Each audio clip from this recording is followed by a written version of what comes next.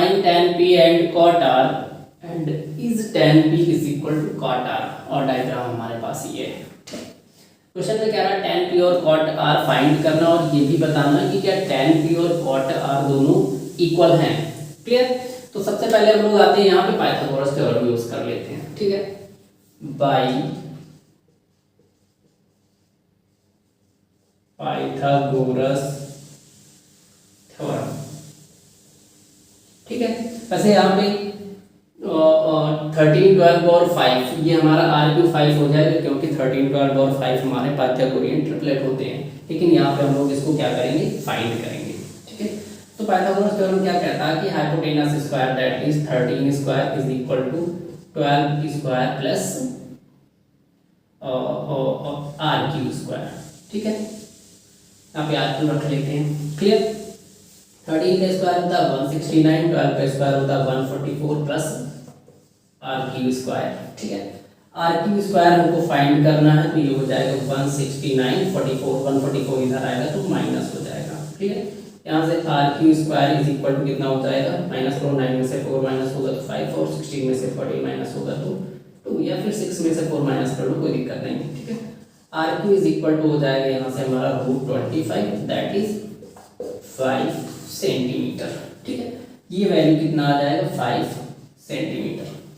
अब आते हैं मेन क्वेश्चन पे, tan p हमको फाइंड करना है। ठीक है, tan p। क्लियर? अच्छा देखो, tan p फाइंड करना, और p एंगल हमारा यहाँ पे है। क्लियर?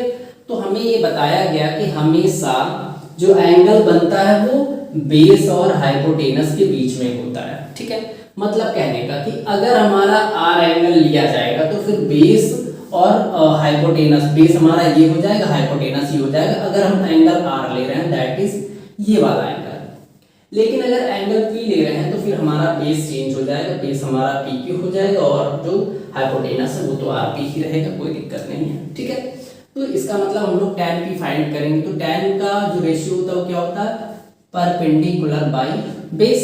ठीक है, अब परपेंडिकुलर हमारा यहाँ पे क्या हो जाएगा, देखो अगर हम लोग एंगल p की बात करें तो ये बेस हो जाएगा आप pq।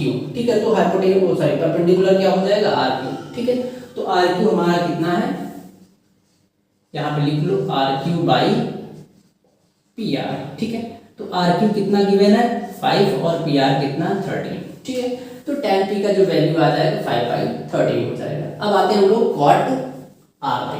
ठीक है, cot r।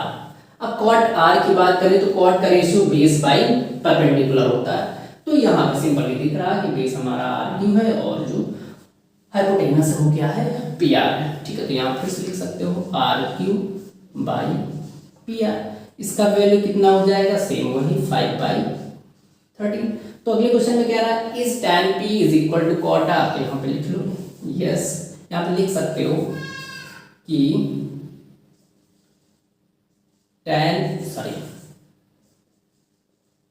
tan p is equal to 5/13 और cot r is equal to 5/13, then tan p is equal to cot r। यहाँ लिख सकते हो yes, tan p is equal to